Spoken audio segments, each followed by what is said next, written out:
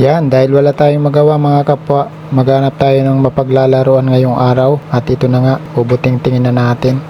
Itong speaker ko muna ang aking pagdidiskitahan ngayon mga kapwa. Yun, magandang araw mga kapwa for today's video. Naghalo lang ako dito mga kapwa ng bural para pang masilya ko dito sa speaker natin. Naisipan ko lang bigla mga kapwa na pinturahan yung speaker ko.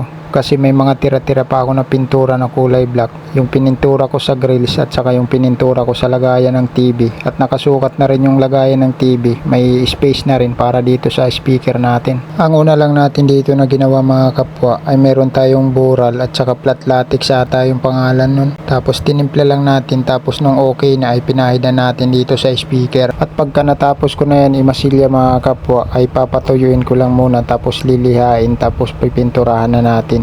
Tapos na na masilya yung speaker. Lilihain ko na lang yan mamaya-maya. Tapos pipinturahan natin ng kulay black.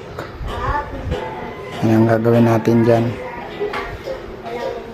Kulay black. Lalagay natin doon sa baba. Nakasukat na yung paglalagyan niya. Lalagyan natin ng tape yung speaker bago tayo magpintura. Tapos na natin ang masilya, tapos na natin ang liha. Ngayon naman babalutan natin yung gilid ng speaker para hindi siya mapinturahan ng black.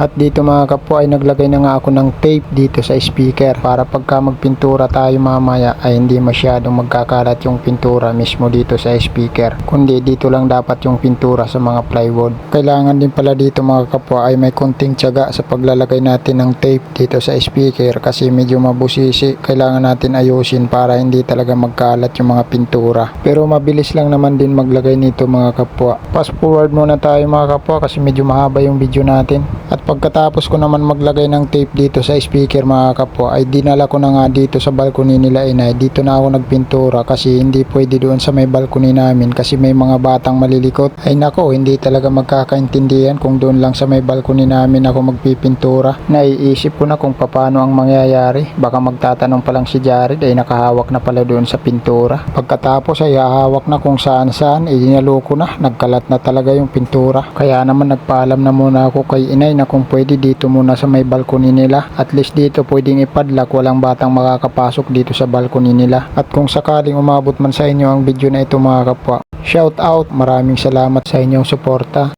Ayos na yan, at least may kulay na siya. Kinapos ng pintura medyo manipis lang ang pagkakapintura ko. Sakto lang yung tira kong pintura sa mga grills. Saka yung sa lagayan ng TV.